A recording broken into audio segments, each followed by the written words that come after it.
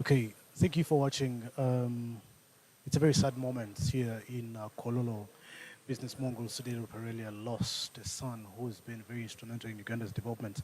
And of course, we well know that Rajiv Ruparelia has been one of the inspiring youth that Uganda has been looking up to at the age of 35, born 1990, and of course, ending life in 2025 in the wee hours of Friday has been one of the tragic memories that Uganda is going to be remembering in a lifetime. We are in Kololo in the Hub Hill at the residence of his father, Sudhir Parelia, known as Uganda's richest man.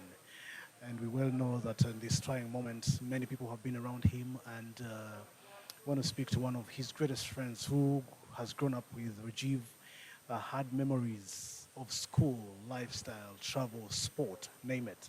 My name is Julius Buchana. I am the public relations manager from Victoria University, one of the businesses of the family.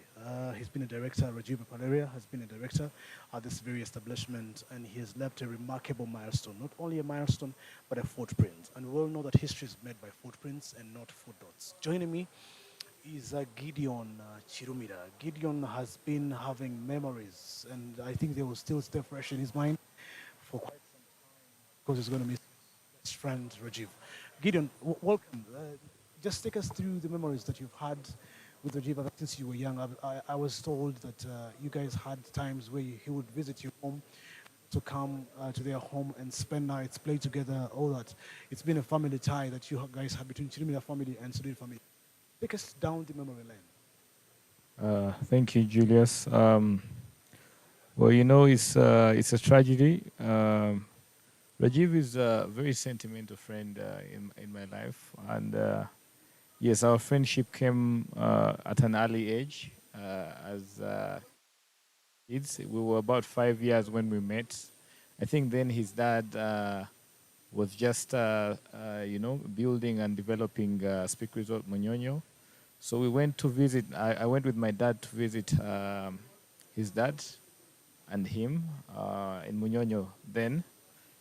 And when we met, Rajiv is this, fiery soul. He's welcoming. He's loving. He was, excited to meet people.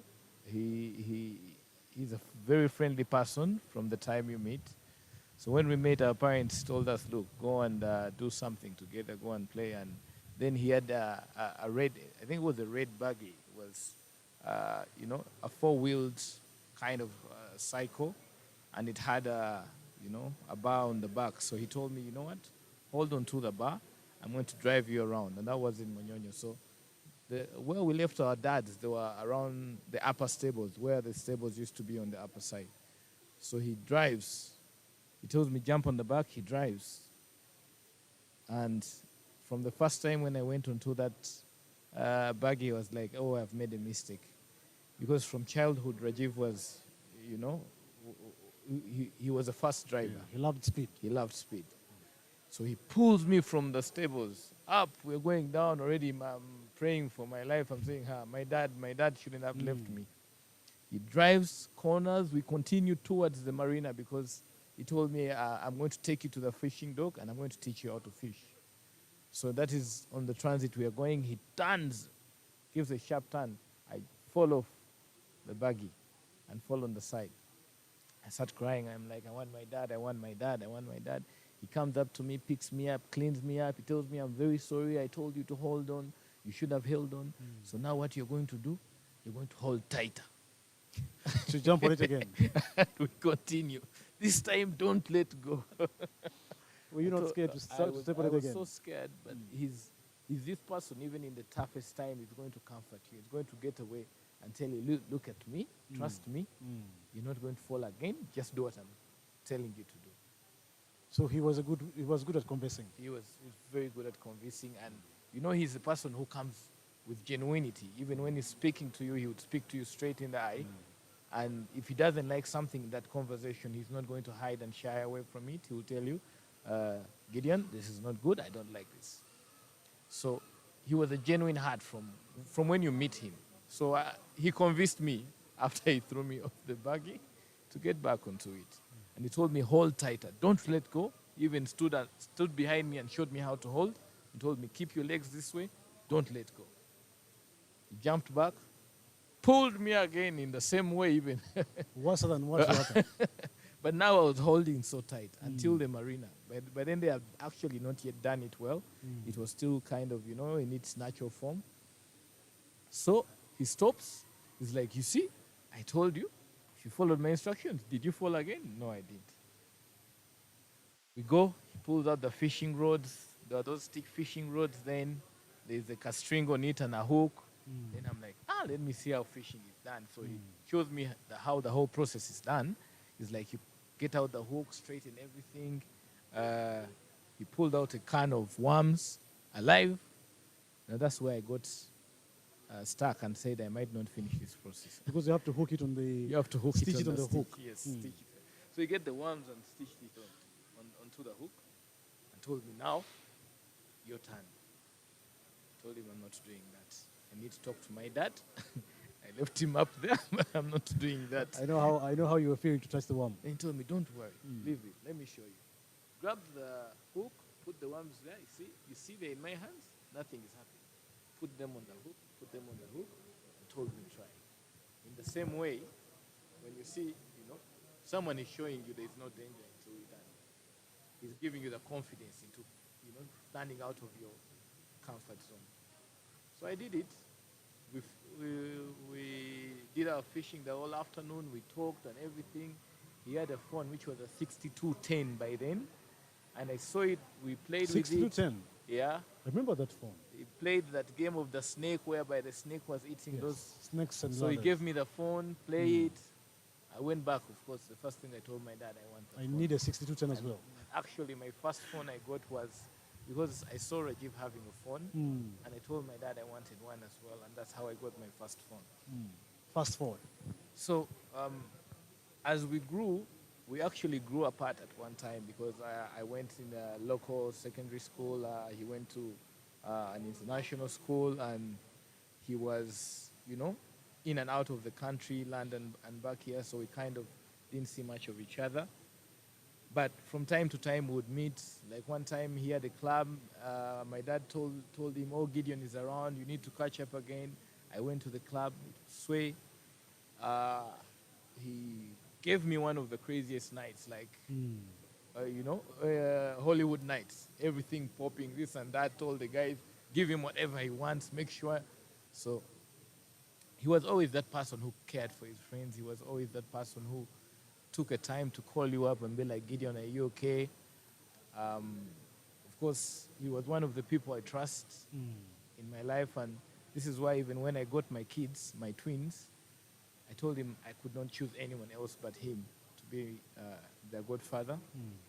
And amazingly, he has been part of their life. He has been sending them, even right now when he came back, he told me, oh, I brought chocolates for the boys. They brought chocolates for the boys.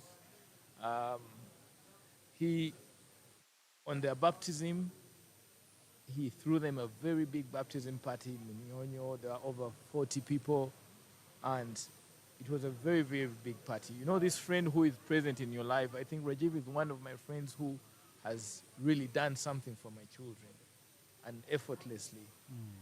He wants to know how are they doing in school, how far, are you giving them time? He always calls them, and he's like, you need to spend time with your daddy. Don't let him tell you he's busy. He should not be busy for you. Gideon, a lot has happened between you and the Lets. Let me just ask you a question. Yes. What is that one memorable moment you say you can't forget that you've had with Rajiv?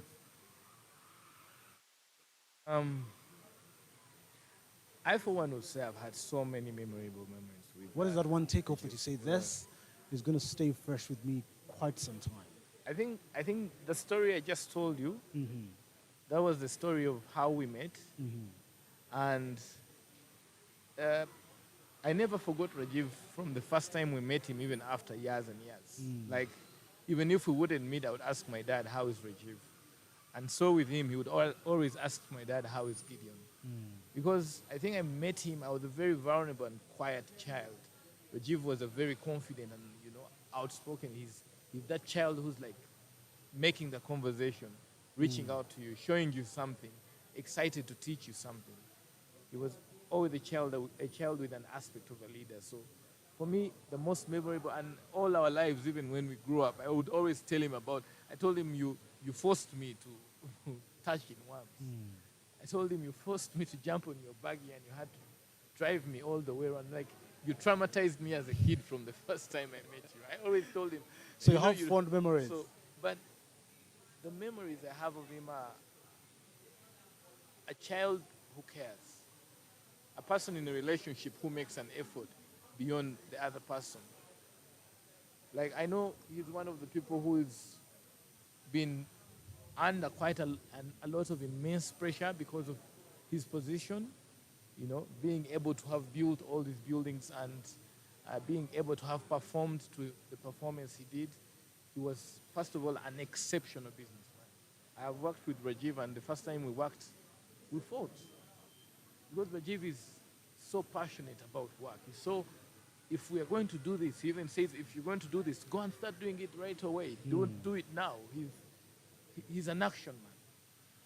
And if you start telling him, oh, I'm going to do this, and he's not seeing action, he becomes aggressive. He becomes like, why aren't you moving? He's that passion, the passion he had at creating, the resilience. He comes in a place and he tells you, Gideon, what do these people in this area like? Oh, they like to dance, they like to have parties. Let's make a nice restaurant for them. Let's make a nice disco for them. Let's make they are prayerful people. Yeah, create a nice place for them for prayer, good churches, good what? Create a living for them. He told me, before you get in the place, find out what value you bring to it. And he said, before you even think of the end result, which is money, think of the value that you're giving to that place, and that value will bring the end result, which is money. Because then it will become a basic need. You're creating a way of living for people, so it will bring you back the value that you need. So for him, it was always, before you think about the money, do the work, put in the effort, create the systems and the structures that are going to actually benefit the people around that particular project, and it will definitely be a success because it's needed by the people running it and the people you're doing it for. Many people who heard the news of the passing of Rajiv said he has lived his life to the fullest. Do you believe to that notion? I would say Rajiv has lived the full life in the shortest time. Shortest time, you're right, yes. He's done that. He has been there. He's done that. He's built amazing apartments. He's built amazing, speaker apartments. That was his idea and everything. And the dad believed in how much he had mentored him, and he gave him rights to do all that he had to because he believed in the asset he was. Rajiv built so many things at the age that he is. You cannot believe that he did that. He has helped so many kids. One time we went to Masindi, he knew I was one of his people. Like, Rajiv would not call me and I don't stand. Like, his call was ambulance. He was that person that this is my guy, and if he calls out for me, I have to be there. And that was what he was. Do or die by day. And vice versa. He was there for me in any one single moment that I needed him. So he called me and like, we're going to Masindi. We drove to Masindi late in the night, and he just wanted us to get to Masindi. I don't remember. I think there was something, eclipse or what, something was on that side. So when we got there, we got a puncture. We were in his Range Rover, the white Range Rover that had Rajiv name. We got a puncture, and the puncture was, we blew 4 tires and 3 rims in the middle of nowhere, somewhere on the back road. Goodness Lord. And there was a kid who phoned us. He was living in a hut, called us in, sat us in on benches in his hut, gave us water, gave us tea, and Rajiv was out. He was so amazed, and he's like, these people have nothing, and the way they're welcoming us, Gideon, like, we need to find out what can we do. He asked the kid, do you go to school? No, they didn't have the means to school. He didn't have anything. He told me, Gideon, I have to take this kid to school. One time, we left, he took the numbers, we chatted, we said we'd even talk about it, but we came out and, we all went back to normal lives. We didn't talk about it again. One time he calls me in the office, come at Crane Chambers, Gideon, I want you to see something. I drive down, I find this kid. It took him through primary. Now these are years later. Yeah, years later. Through primary, he's joining secondary. He was showing me his results. He had taken him through the primary school, and now he's joining secondary. And as we speak, he's also in uni. And Rajiv took him through all this. Wow. And this is not just one. He would find street kids. Wow. Just randomly, we are coming from out and everything, and it's like, Gideon, we just can't pass by these people. We just can't pass by these kids. I have That's to remarkable. do something. Many of these street kids on Akasha and everything, you follow up. Rajiv took them through school. When people were talking about Fresh Kid, they were saying, how do we help Fresh Kid? What? He didn't even say, talk, oh, I'm going to do anything. He just acted. Bring him. Put him in school. He follows, and not just that, even my kids. He tells me, Gideon, how have they performed? Go for the PTC. Recently, this week, I told him, I have my kids' PTC. But like, no, finish that before that. We'll meet up later. So, he's a person who is compassionate to help. He loves kids, and he was one of the most outstanding, brilliant business minds. Like, Rajiv would look at something and come up with an idea of how to make it economic or how to make it, of value for you and the people around. He created things like the rally team, Team Wobbly, where we went and collected money and adopted a rhino. He loved to create things that brought people together, our friends together. And I think one of the things we are going to really miss out of him is Rajiv was a driving force that got all of us together. Like, he was that person who knew how to get us in one place, have us do something valuable as a group of boys, as a community. We have the No Blacks group. We all love cars. We all love driving. We all love, what young men and boys that were getting of age and getting into fatherhood love, to see nice cars, to drive nice cars, to talk about nice cars, business and all that. He created such platforms for all of us, for all the people, his friends, the people around him. Rajiv loved people. Rajiv would speak to the lowest of the person on the street. Speak to them genuinely. He would not show this kind of person. He was down to earth as a person. Very tough, but down to earth. Rajiv was never a person you bully. He was a person who always fought for the right. And if he sees someone is pushing him in the corner, he's going to stand up. Whoever you are, he didn't care. Whoever you are, he would come out and be like, this is not okay and you should not do this. That was him. He came real and genuine. Gideon, if you could tell God or Allah one words for Rajiv, what would you tell him? I would ask God to judge him kindly, because that's the person he was. He was kind to the world, and he did not pretend. So I would ask God to take him as a loved soul, a genuine soul, and fight for his family and to comfort his family, because beyond us, even in his family, Rajiv was a big pillar of getting them together. He made sure that he brought out anyone who would be shying away to relate and to communicate. He would force you to communicate, because he would never want something bad or a bad heart to remain within you. He wanted you to come out, speak up. If you don't like it, you would tell me, Gideon. I won't know if you keep quiet and we're having an argument or an exchange, and you don't communicate back to me. I might come as aggressive sometimes, but I'm just that's how I express myself.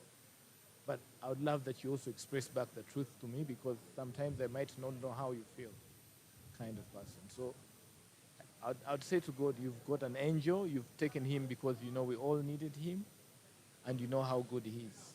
And I don't even need to explain to God who Rajiv was.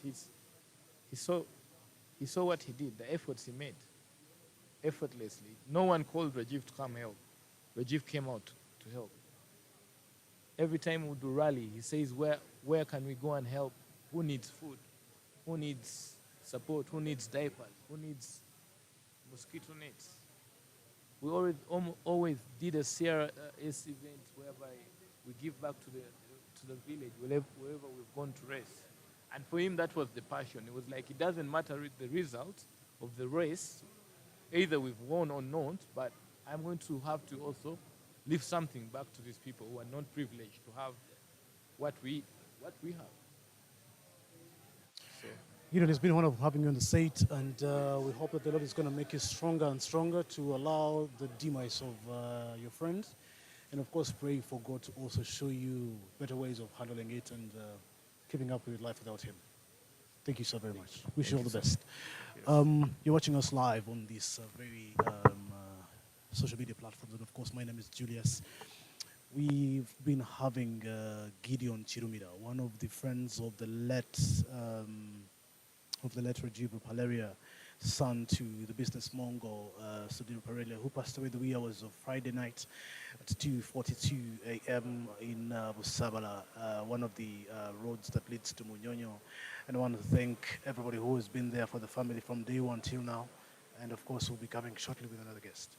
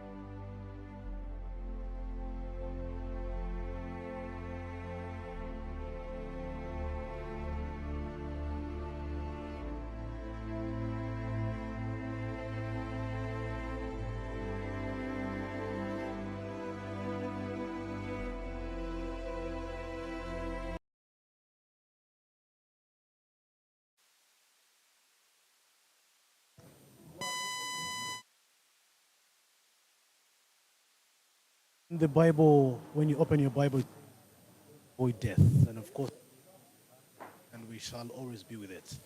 We are in at the residence of the business mogul and tycoon Sudhir Ruparelia. My name is Julius Buchana. I'm the public relations manager from Victoria University, one of the establishments of the family, and of course, the late Rajiv Ruparelia was the director there. Quite a commendable job done at that institution, made tuition very affordable, improved a lot of things in that establishment.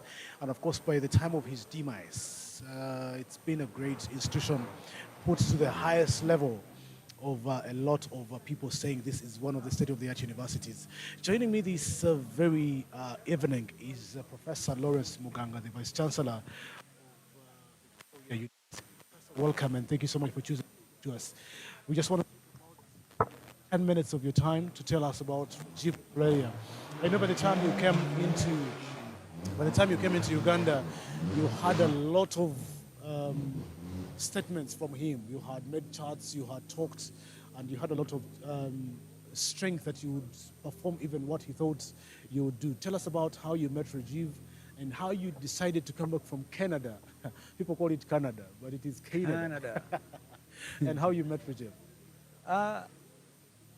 Julius, there is so much you can talk about Rajiv. And honestly, I don't even know where to start from and where I should say that this is the middle or where you can end. But I want to tell you that I met him in 2020. And from the time we sat together, actually we were in this very home, I knew that this is the person I want to work with. There was a significant alignment of the visioning, the aspirations, the disruptive way of doing things. Someone who thought that there is nothing impossible, because that's what I believed and what I still believe. So, and he was also 100% sure that he needed me to work with him, to support him in developing Victoria University. So with his support that I could see at that point in time, I definitely accepted to join him into higher education. To be honest, it's not a project that I envisaged, like coming back to Uganda, that I wanted to do, but I am an educationist, so he showed me the reason why I needed to really be part of the revolution that he was trying to trigger in this country. But there is one thing, if there is one thing everyone watching us now that can take from the life of the late Rajiv is one, that there is no single person that is as important as any other person. So he saw people as himself. He saw people like as equal.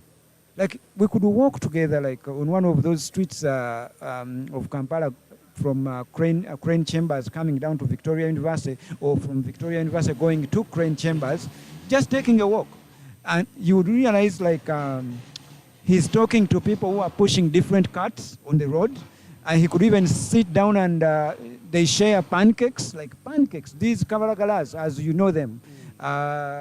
They start chewing sugar canes together, like with those guys like who are in a park. There's some yard where several cars, taxis park around Victoria University. So he could go in there, the gardens there. Uganda Railway Gardens? Yes, those, the railway gardens. So he sits there and eats katogo with them. There is a public kind of washroom there, toilet. He goes into that toilet. Like, a rich man. He had everything. So down to earth. Feeling empathy for everyone. Willing to support anyone who came his way. Even when he was confronted with something he can't manage, he still had a resource for you to say. He pointed the finger, go here. And then he picks the phone and calls that person that I'm sending you so and so. Please be there for them. that was Rajiv. And something that really encouraged me was the fact that besides being a businessman, a successful one at that, he loved education. I was going to go to that question. Yes. Yeah. Rajiv, as somebody who envisioned to have you as his vice chancellor for an establishment whose vision for sustainability was drowning, and chose you to stand in for him for a business that he saw you would ably manage.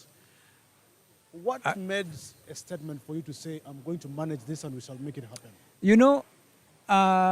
Rajiv was like a magnet in a way. Now, picture a person who has come from a developed country, okay, from Canada, a professor in a well-to-do university, I think ranks number 50 in the world. So, and I am here in Uganda. Someone is telling me, can you help me really manage this project of a university? It is really sinking. It's kind of a sinkhole of every investment we have put in here. A university that had pretty much between 190 to 231 students because they kept on falling off, coming back. COVID came, it even became worse. They became like 143. So it was not a university. It was something like not even a classroom. So there are some classes that are bigger than a university of that time. So, but there is one aspect that of virtue or attribute that I saw in Rajiv. It was and made me find it very simple to say, you know what? Let me think about it, and I have a way of thinking about it.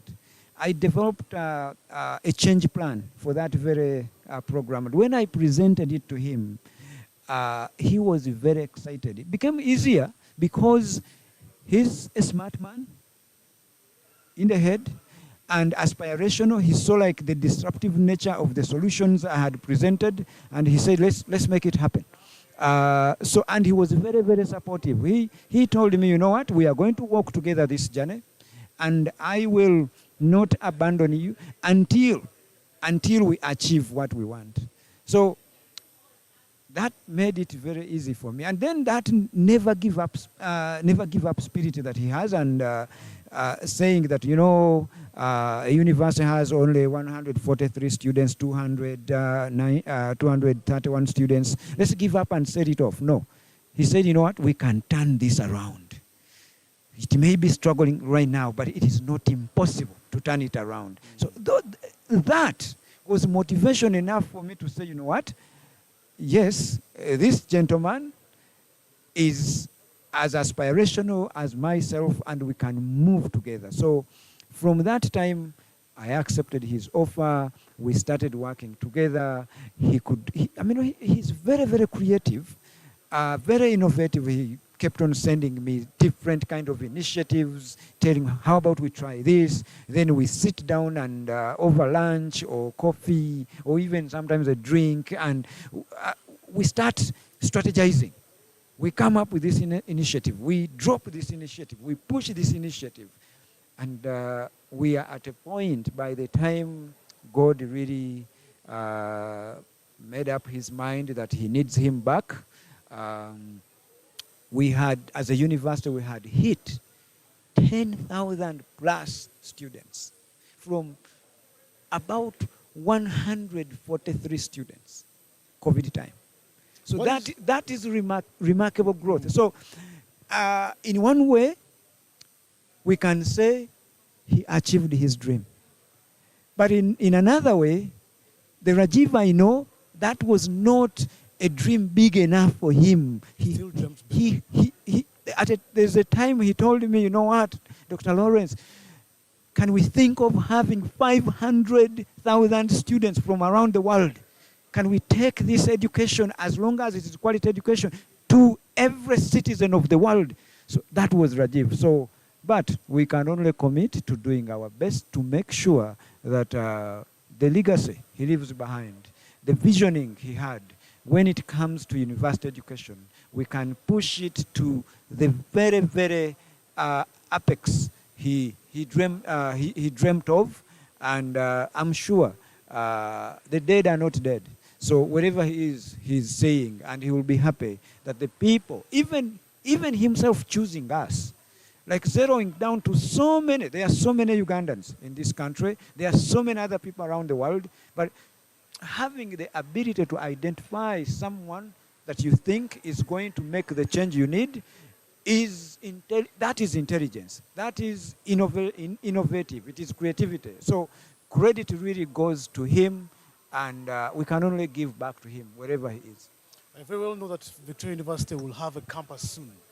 Are we hoping to see his legacies live longer? Because they say legacies define a great man. Yes. Are we hoping to see any plaza or any sector or any chamber said Rajiv Chamber or Rajiv Plaza? It's kind of interesting that you're already talking about things we have just been talking about in top management. Today I had a top management with my colleagues. It's like you attended the same meeting, and one of our colleagues proposed that the faculty of business should be actually renamed. We can rename it in honor of Rajiv Ruparelia as a businessman, a lover of education, and a person who was passionate about quality education, who really thought through different charities that young people should acquire kind of like quality education that is really conducive for the country they live in. So it is only fitting that we dedicate the Faculty of Business Management to Rajiv Ruparelia for all his contributions when it comes to business, when it comes to education, when it comes to charity. There is a positive impact he has created. So yeah, you're right. We have talked about it, and the discussions will continue. We hope that even when we go to our new campus, we will look at the Faculty of Business and Management in his name, in a campus, a very big building, and people will be delighted. We want even his own great-grandchildren to come back to Victoria University campus and see who their great-grandfather was and what he did, because what they'll be seeing at the time was something him and the family really started, and he kept on pushing using all his abilities. So it's something we are thinking about. Professor, what is that one punchline you would say Rajiv, if God did not take him, you would thank him for? I mean, there is one thing that God told us. As a Christian, I'll tell you one thing. That is in, I think, Matthew, if I'm not mistaken, 22, 37 to 39. Especially 39, verse 39. He says that what he sees as the second commandment is love yourself, love your neighbors the way you love yourself. Rajiv lived that verse To the fullest. to the fullest in everyday life. You know, and God, if they were to have a meeting with him, he would tell him, I am proud of you. Wow. Yes.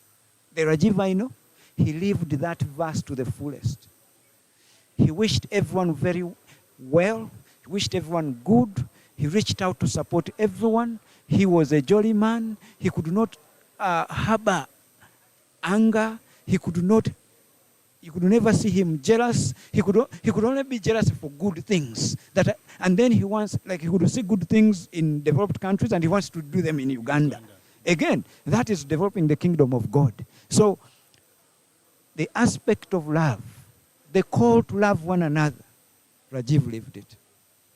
And I am a testimony to that. And millions of Ugandans, if you have seen what is on social media, the people whose lives he has touched, that was love. And they have been saying it all. So honestly, we can only say that, yes, we feel hurt. We feel the pain. We feel deprived. We feel robbed. But we can only still say that let us celebrate the 35 years that God gave him to us. And he touched so many people's lives. And we should thank God for that. Awesome. Prof, I just want you to look into that camera that is before you and tell Ugandans your parting shots about Rajiv's life and all that you've moved with him for the last so many years since 2020 that you met him. Yeah,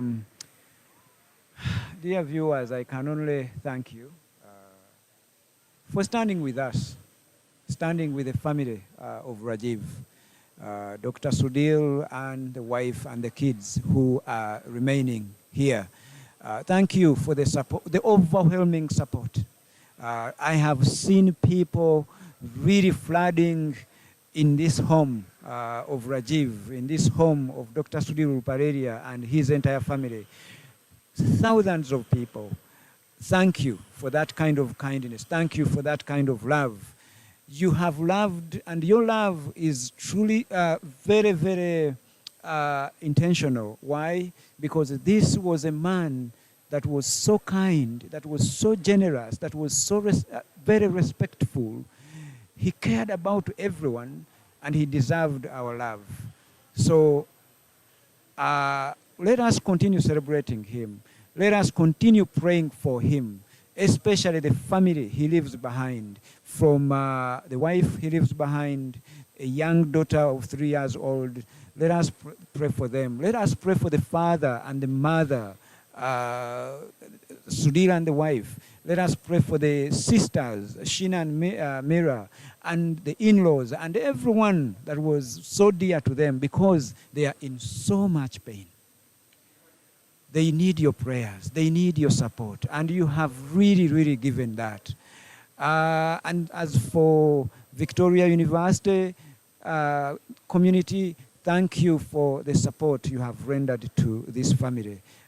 They have been there for us as a community, and you have showed that in the best way you can. But prayers are needed. Every kind of support is needed.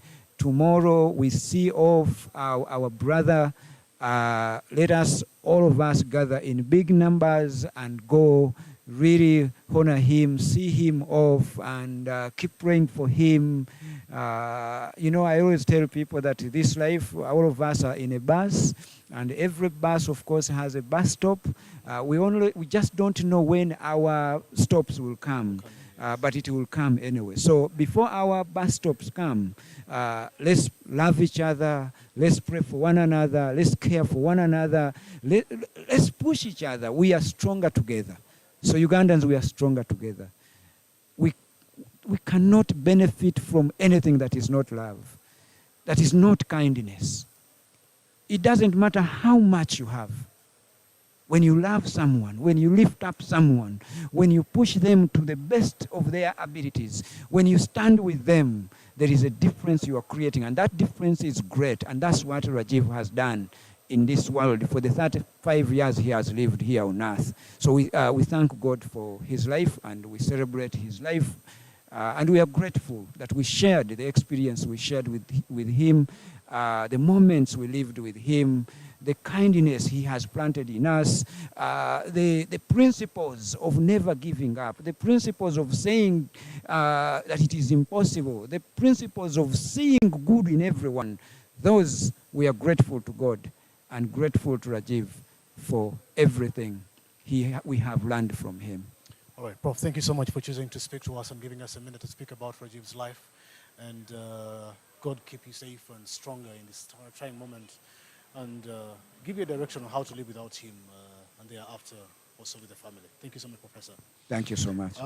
Need I say more? Those are words from Professor Lawrence Mugange, the Vice Chancellor of Victoria University, one of the establishments of the family Ruparelia Group. Rajiv being a director there, it's going to be a hard time for the top management, council, name it, to roll through. But of course, where there is a will, there is a way. And I know with the professor, there will be a time where everything will settle down after all this is done, and Victoria University will have to roll again and be better. We'll be back shortly.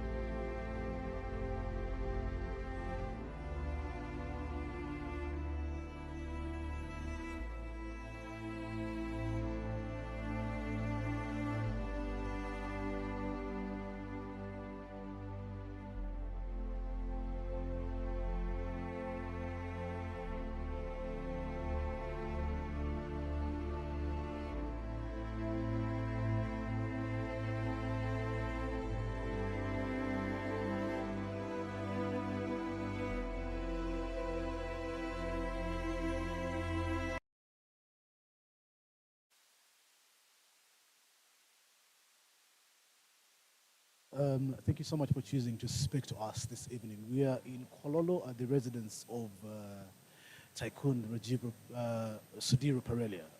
The son lost his life. The year was on Friday in Busabala, one of the roads that heads to Munyonyo. And we well know that he died at the age of 35 years, born 1990. Very commendable young man whose future was bright enough to every Ugandan to follow up and learn from. And of course, as everybody looking forward to see the send-off tomorrow at 2:30 in Lugogo, we tend to have a few people tell us about what they remember about this young man and what do they think that everybody should learn from him. And joining me on set is the former UTB CEO, Chief Executive Officer of Uganda Tourism Board, and of course right now is a Senior Presidential Advisor on Wildlife and Tourism as well, I think. Yes, Ms. Lily Ajirova, thank you so much for choosing to speak to us. I know Rajiv has been a set of so many attributes. Tell us what you remember about him and what you would tell somebody that this is one thing that Rajiv taught me or I talked to him and I noticed in him. Thank you so much. Definitely it's a very sad moment for all of us. I'll just share a personal experience that I had with Rajiv. I was appointed to sit on the board. I'm one of the board of directors of Speak Resort Convention Center. And that was just before the convention center building started, so that we would be able to host NAM in January 2024. And that was a project that put me in very close range with Rajiv, being on the board, and he was one of the project's, coordinators. And at the beginning, when we started, it was like weekly meeting. The board was meeting on a weekly basis because already we were behind schedule. That was really when I understood who Rajiv was. I got to understand that he was quite a very smart, very intelligent young man. I got to appreciate his hard work, the ethic of hard work. I appreciated the strategic mind he had, because every time we discussed the logistics, we had like about 12 different interior designers that we had to work with, but all the coordination of the operational elements at the strategic level, he was always the one person who had this different idea. And for me, that really, really caught my attention. So he was a very, very intelligent young man, very hardworking, and very down to earth as well. He was very humble, and very social. Very, very social. He was always happy, and that was another characteristics of him. He never wanted the meeting ever to be too serious. He will, in the middle of the meeting, when it's getting too serious, he will look for a joke to lighten it. To keep you in the mood. Yes. So that is really what I got to know about him. And definitely the hard work paid off. All the strategies that we worked off paid off, that we were able to make decisions. That, to me, is what this generation needed.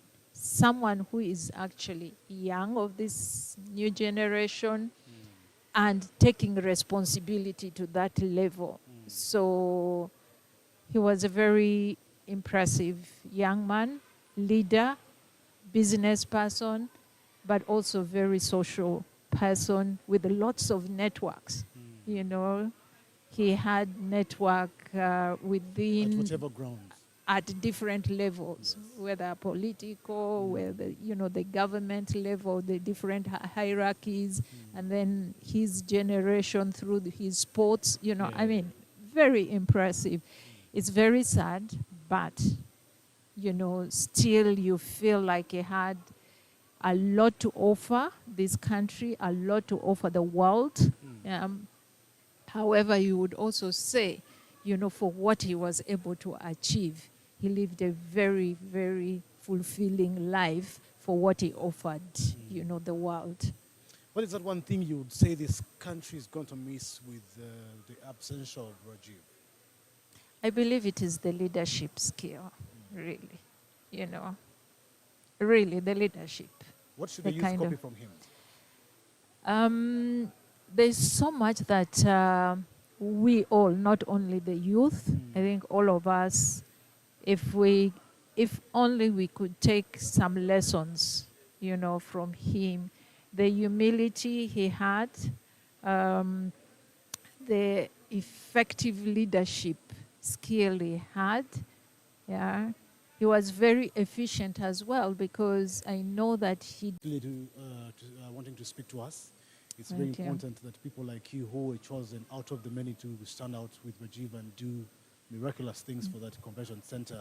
Everybody saw NAM as a success. And, It was. the president coming out to thank everybody who did whatever they did to make sure NAM comes out the way it is. Everybody gave us reviews as Uganda with the help of so many PR companies, but of course you can't PR what is bad. Yeah. The reviews on social media were quite up there in terms of logistics, transport, security, name it.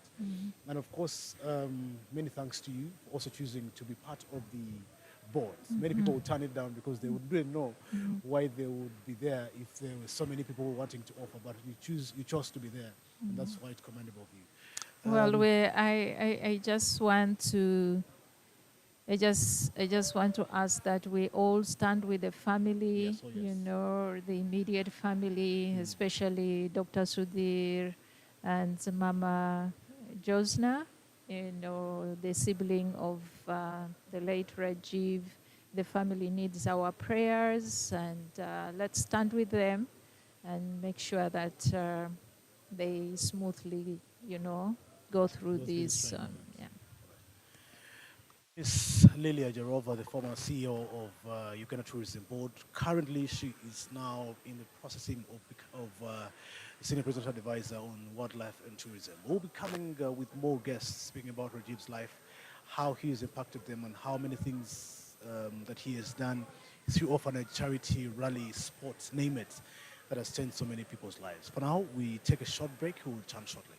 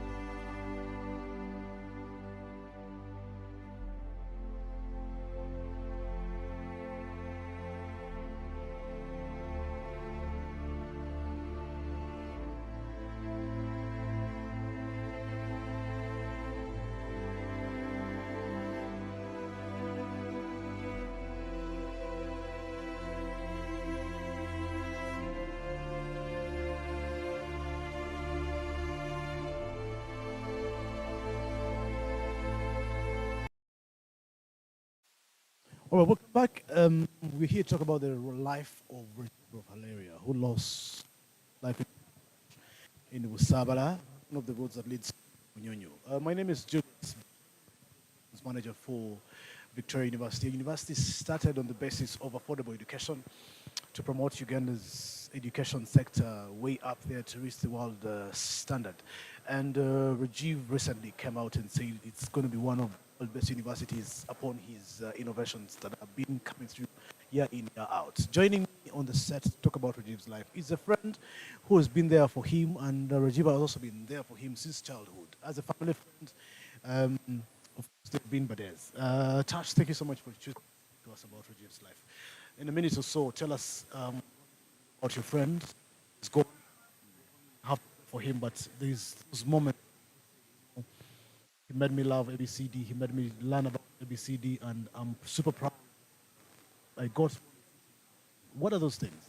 Yeah, thank you so much for doing this. I think it's very important that we share, a bit of the small memories you have with Rajiv because he was a public figure, but I don't think everyone had the opportunity to, get to experience him as a human being.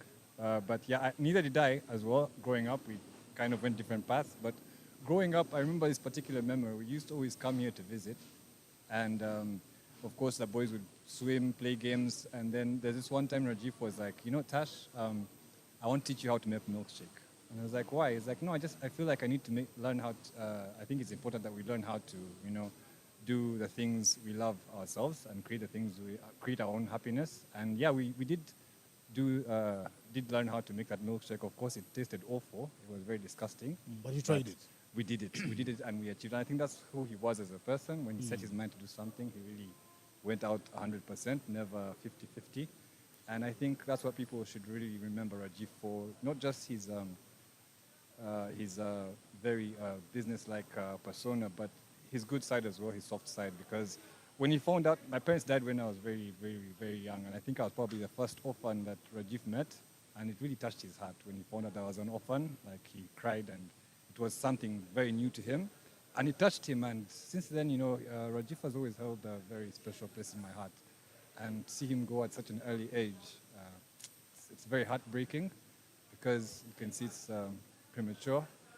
But one thing I can assure everyone, Ugandans out there, is that Rajiv will always live on. He set a legacy aside. And I'm sure his friends everywhere around the world and in Uganda here are going to ensure that his memory lives on forever. And I want to just thank all the Ugandans out there supporting the family. My condolences to them as well. My love to them and our prayers generally. Thank you very much. Thank you, Tash. Many youth have been looking up to Rajiv, and we all know he's been a son of a very, very renowned tycoon. Yeah. What is that one word you would tell God if you met him right now for Rajiv? Well, I'll tell him what I've been asking since I had the terrible news. Why? That's the first thing I'd ask God, like, why? I don't think there's anyone out there in Uganda who can stand up. Because, growing up with someone, of course, you can't say it's always smooth sailing. There's always the ups and downs. And I think it takes a man to know, like, this wasn't what I was supposed to do. And I'm going to change and see how I do better. And I think with the introduction of his fatherhood, the chapter of his fatherhood, there's a sort of like a switch that went off in Rajiv's head, and he was a completely different person. So with God, I don't know. They say you can't question God. He's sovereign, and he knows. And they say he takes all the good people, quite early. And I believe it because Rajiv was a gem, and I don't think there'll ever be anyone else like him. But yeah, that's the main question. Like, why? Because we're all still in shock and trying to make sense of this. And I do hope that when I see him again, we'll have a better explanation of what happened and why it happened. But as of now, I think I'd encourage Ugandans to take the good story. Take the good story of who Rajiv was. He wasn't defined by his circumstances. Just because he was so privileged did not mean that, he couldn't, meet anyone from different walks of life. He was a very open character. Very open, yes. Very open character. And I really hope that Ugandans, more so the elite, take more of that courage, that Ugandanness, that oneness to want everyone to be okay and be at peace. Thank you, Tash. One of the friends of Rajiv right there telling us what defined their childhood and, of course, how open and how kind this young man was to everybody he found and, had a story to listen to. And, of course, I want to tell everybody right now that, yes, this young man is gone and let his legacy live on. He's been quite commendable in whatever he touched, he would succeed, and whatever he would say he's going to do, he will do it. And that's what we need to do as the youth of Uganda, and push forward the agenda of being kind. That's everybody's talking about Rajiv. Be kind, be kind, be kind, because he was a kind person. We'll be coming out with more guests speaking about Rajiv's life. As of now, we'll take a short break, and we'll return shortly. Thank you very much. That was good. Yeah.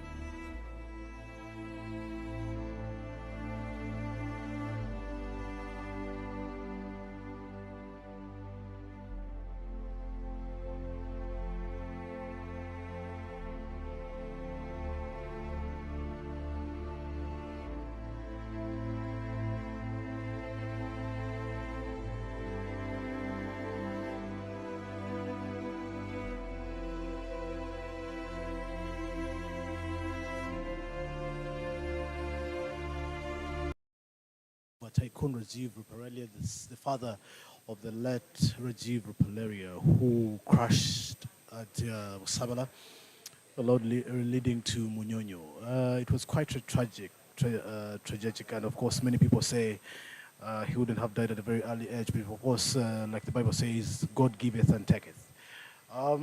As we speak right now, all programs are set for tomorrow at 2:30, where he'll be cremated in Lugogo at the Indian Cremation Center. And of course, everybody's invited for his send-off. Quite a sober mood right here at the residence. Many dignitaries are coming in. I've seen the Foreign Affairs Minister, Okello Liam, coming in, the Finance Minister, Macheka Saija, the Minister for Energy, Ruth Nankabirwa, and so many others. The Rotary fraternity in Uganda, led by Mr. Katongole, and of course all the other district governors came through, and all the others. Mr. Lalani, the managing director of Roofing Uganda, and so many other dignitaries have been coming in to support and stand with Mr. Rajiv Ruparelia upon the loss of his son. Joining me on set is a journalist who has been quite commendable in running stories, both PR and lifestyle, for Rajiv Ruparelia. Thank you so much for joining us, Mr. Mwesigwa. In a few minutes that I want to speak to you, tell us about what you've learned from Rajiv. Thank you, Uchano. Yes. All right. I'm glad to be here, but it would have been quite a very interesting time if I would call him my guy, if our guy was here. But nevertheless, that's how, this is where he is where we're all going. And we keep praying for his soul. My story with Rajiv dates way back in about 2018, 2017, when I was a journalist at Red Pepper. But of course, I would definitely want to be close because we had these guys who were close to him. And I'm starting journalism. I am ambitious. And then you're hearing about Rajiv and, you know, the family. You're hearing about the father. And I could not imagine that at one point we would be so close, you know, because we would read about these guys in the papers when we were way back in high school. But thank God, with my career, when I left Red Pepper, I began Trumpet News. And we began at a time when there was the hostile takeover of Crane Bank. And what was so interesting is that Rajiv led a revolution, if I could call it, revolutionizing the new media, the social media, the online media, at a time when no one believed in it. Because, I mean, you would go and introduce yourself to someone, and you're like, I am Nicholas, I'm a journalist from Trumpet News, and they ask you, what is Trumpet News? Ugandans were used to, you know, the mainstream newspaper, you know. But he is the guy who exhibited confidence in us and said, this is the new media, and this is what we're going to use. And people would call social media fake news peddlers, extortionists at some point. But let me tell you, Rajiv showed us, stood by us, and said, no, this is the right way to go. And in that case, we started writing stories, factual stories. We would provide documents, we would do investigative, you know, journalism online. And eventually, the world started believing in us when we started exposing I could say the corrupt, the cabal, you know, in Crane Bank cell. So at a point when the public said, oh yeah, these people are speaking the truth, we shook the industry to a point that those who are held liable felt so threatened to a point that they started, you know, reporting us to authorities, alleging that we were going to collapse the economy because we were publishing things about BOU, about, you know, the banking industry. So that is the Rajiv. And said, no, you people take this route. I'm going to be behind you. And then he would actually advise. He would not write a wrong story. He would say, no, facts. If the story is lacking, he would tell you, no, this story is lacking, but here is the facts. So that is Rajiv for you. And also, very down to earth. Other people would know him as arrogant, but the one thing I learned about him is something to do with work. Rajiv was very serious with work. if he has given you an assignment, would see it with his workers, talking to them, not like harshly, but work. But if it is social time, it is social time. When it is, and he knows what to say. But most times, even when you're socializing, the business aspect would come through. And then he asks, but what do you think of this? So at one point, there is when he asked me and said, but where do you see the new media in about like 10 years to come? And then he was like, if social media and digital media can cause change abroad, like there are countries where I would see people would go on social media and then there was a revolution. He said, why don't we replicate what is happening, but here use social media to drive growth in the business and the economy? And I think that was a very, very important question, aspect of his. So that is the Rajiv that I knew a lot, but those are some, moments that I can pick. All right. So Rajiv taught you to be a professional person in whatever you're doing. Absolutely. What would be that one word you tell God, since Rajiv is going to be with him? What would be that one word you tell God about Rajiv? I would tell God to forgive him his sins, but I also allow him the way he is. That's Rajiv. Forgive him. But especially we forgive him and then we continue to pray for him. That at one point, when we join him, we find the real Rajiv that was alive today. Yes. Thank you. CEO Trumpet News right there, talking about how one of his bosses told him to be professional, be factual in whatever you're doing, and be authentic. Do not smear politics, do not smear information that you don't have facts with, and of course, fought about of Crane Bank and making sure that everybody knew what was behind the cartel, like he called it. My name is Julius Buchana. We'll be having more guests coming up to speak about Rajiv and all that made him a special man with 35 years of age and being likable to everyone. We'll be back shortly.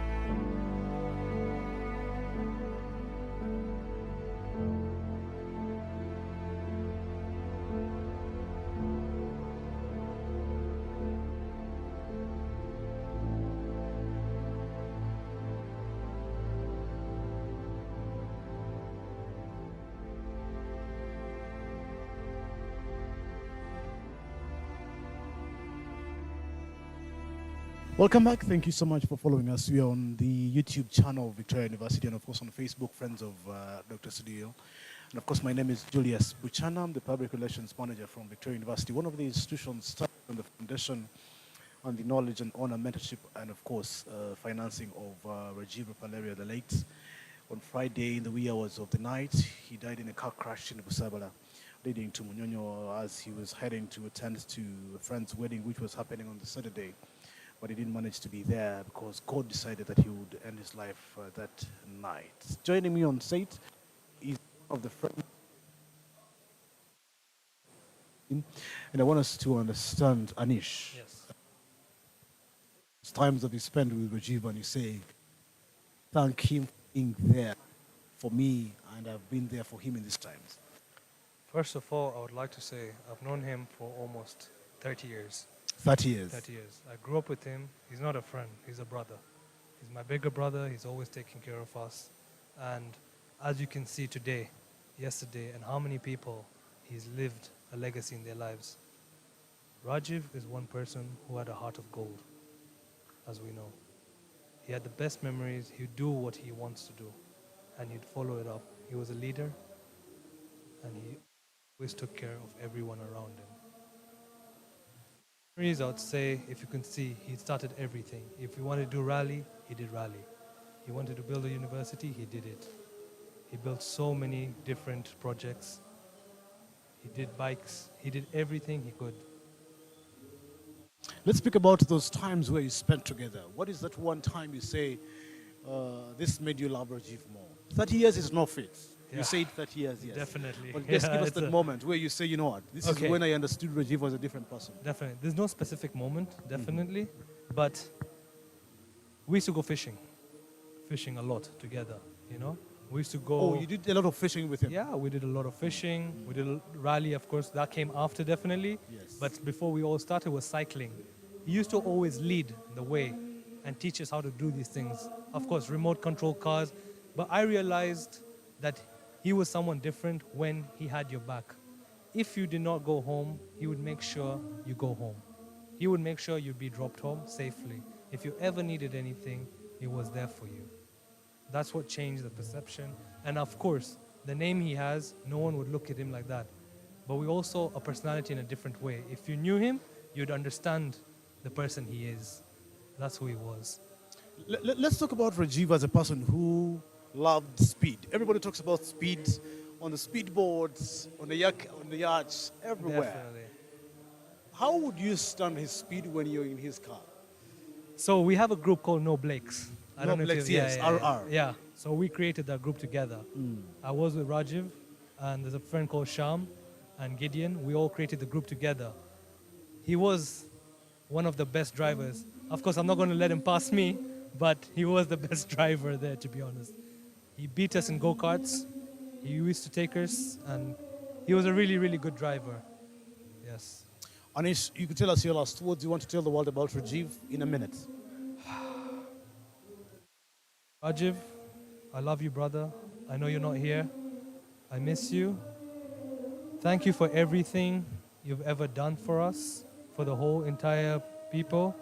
We will definitely have your legacy going on and definitely take care of your family. All the things you taught us, you will never be forgotten, my brother. Thank you. Thank you so much, Anish, for choosing to speak to us about your brother's life. And of course, we pray that God guides you even in his absentia and make you stronger to live without him. I appreciate it. Because it's now the fact that it's normal and we have to push on life. Everybody has their own time for going. His time came, he's gone. And He's we in a have to better leave. place. Yes. Anish, a friend to Rajiv, and of course, everybody knows that Rajiv was a very kind person. Loving people, supporting people. Anywhere you would find him, everybody would say Rajiv is a very, very beautiful person. Those who interacted with him would say he's been very kind. I can't say anything more than that. Rajiv has been a very kind person. And of course, in a short bit from now, we'll be getting somebody who has been with him for quite some time. He's a very pertinent person in the government of Uganda, and he will speak to us about how he understood Rajiv when he was only 1 year old, because he has seen him grow, achieve better and better and better. We'll be back shortly. Thank you.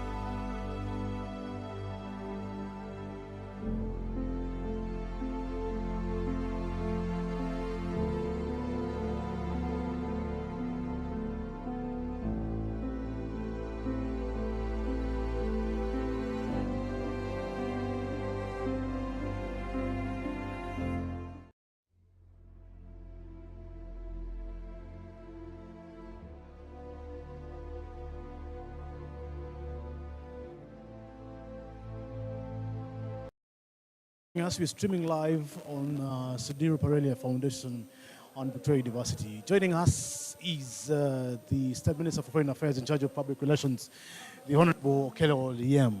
Sir, thank you so much for choosing to speak to us about Rajiv Rupaleria's life and how you've seen him grow in business, in mentoring people and helping people, being kind. Just a few words. What do you remember about him as a minister? Rajiv was, to me, I looked at Rajiv as one of my sons. He's the age mate of my children. And he was very outgoing, very honest, very down to earth, and exceptionally friendly. I think because he's a third generation Asian who is born in Uganda, lived in Uganda, went to schools in the early age, went to school in Uganda, and got more or less infused amongst the African Ugandans. And he was down to earth with, and most of his friends, literally all his friends were, indigenous Ugandans. And he read and chose his friends very carefully. Although he comes from a very influential family, but he chose his friends carefully, and he worked with people who were active, who were productive, and people who inspired him as much as he inspired them. So he was, I must say, he was cut from a different kind of cloth compared to other young people who their parents were not, who were Asian origin. Let's talk about his zeal for passion for investments. We know he's a son of a tycoon, but not so many sons of tycoons want to follow the father's footsteps. What is that one word you to tell every son who is having a privilege of having a father who is wealthy? It is true he had a passion for investment. And I think this is something which is a continuation of what is his father's blood. So there is a proverb that we always say that the antelope used to be white in its color. But because the antelope spent so much time leaning against the anthill, that's why the antelope became brown, because it leaned against the anthill. That's why it's brown. So Rajiv, being associated and close to his father throughout his life, seeing how his father built from nothing to this huge empire, and he grew looking at it, watching it, seeing it. I think this inspired him to say that I have to do something even bigger than what my father has done. And he had the potential of really doing something way beyond what his father would have done, but using the opportunities that his father had given him. All right. Any word for the father who has lost a son at that age, who everybody thought is going to replace him after he's gone? It is very, very sad. Very sad. I really feel very sad for Sudui Ruparelia. I feel it's very sad for his wife, Jotna. I feel very sad for the girls. It is unthinkable that, or it's never, I think it is, anybody's thought they'll ever bury their children or their son in this case. And I think everybody, so Sudhir Ruparelia, I think, and his wife and family thought that one day Rajiv will take over and Rajiv will be able to bury his father after his father is successful life as an entrepreneur. It is very sad that he's lost his son, but this is the way of God. God has his ways, but I'm sure that God will open other doors for the Ruparelia family, and God will eventually soothe their hearts. And we all know that Rajiv will go to no other place but heaven. And may the angels of God receive and welcome his spirit at the gates of heaven. Thank you so much, Honorable Minister, for allowing to speak to us about Rajiv's life and also comforting the father on video. I know he will watch this and appreciate your time. Thank you so much. Right now, we have to pray for the father to be strong. We pray for the father to at the earliest opportunity to overcome this. I know it's almost impossible to overcome, but to get some semblance of normality for his health, and because he has to be strong for the rest of the members of the family at this time. So let us all pray for him, for the father who is alive today, that God provides, giving him good health and peace in his life, and, or to eventually develop some strength to overcome this very, very sad loss of his son, Rajiv. We May appreciate you. Rajiv's soul rest in eternal peace. Thank you, thank you. Thank you. Indeed, may he so rest in eternal peace. The State Minister for Foreign Affairs, right there in charge of international relations, the Honorable Minister Okedi Odiem, and of course, everybody who is speaking about Rajiv says he's been very visionary, he's been very outcoming, he's very kind, and we want to thank you so very much for being here with us. We'll be coming in with more guests to speak to us about Rajiv, and of course, we'll be letting you know who that will be in a short while after this.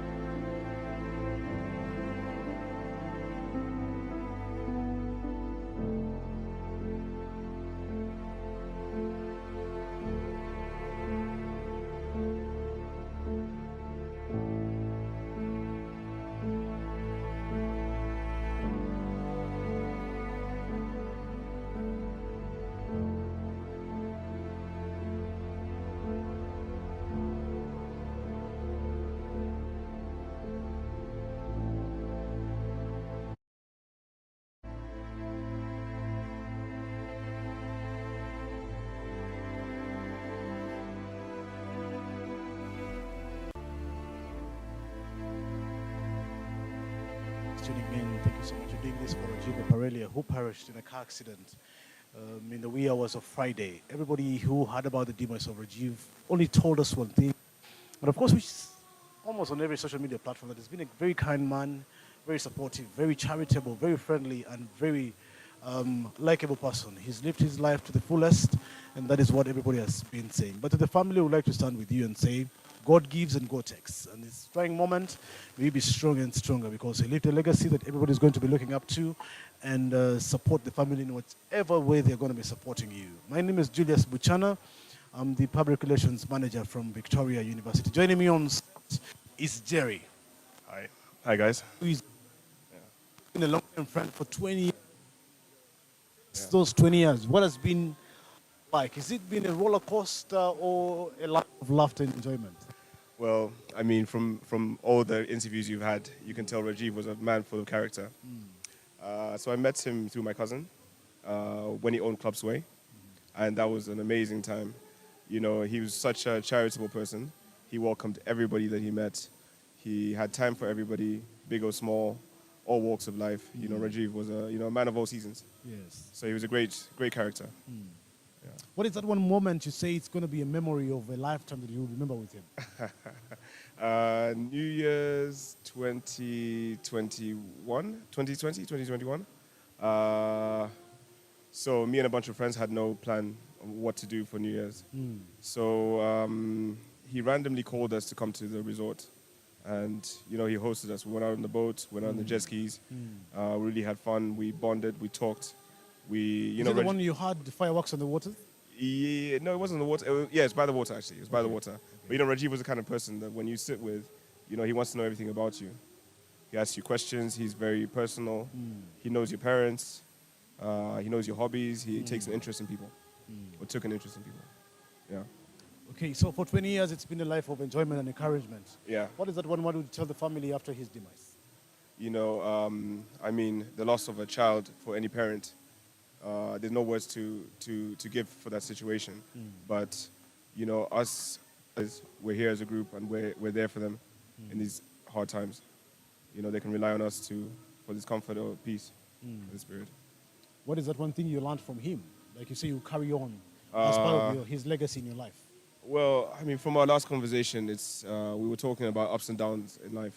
You know, perseverance. You know, reinventing yourself or staying true to your core values. You know, that's what makes you successful, or that makes you move forward in life. Yeah. All right. He's Jerry, and of course, a good friend for 20 years with Rajiv. What would you tell the youth of Uganda to learn from him? You know, live life, you know, live life. Rajiv was someone who always lived life and encouraged people to do the same, you know. You know, take risks, have fun, you know, you never know what tomorrow brings. Yeah. Okay, there you go. Jerry says live life like you don't know what is going to be happening tomorrow. That's what Rajiv used to teach them. And of course, ask me who has been a staff under his stewardship. I would say Rajiv has been a charitable person. He would help everybody who would reach out to him and says, I would help in whatever way I can to make your life better. We'll be getting more people to speak about his life. He's gone, and we'll carry on with life. But most importantly is to let his legacy live on for many years to come. We'll be back shortly.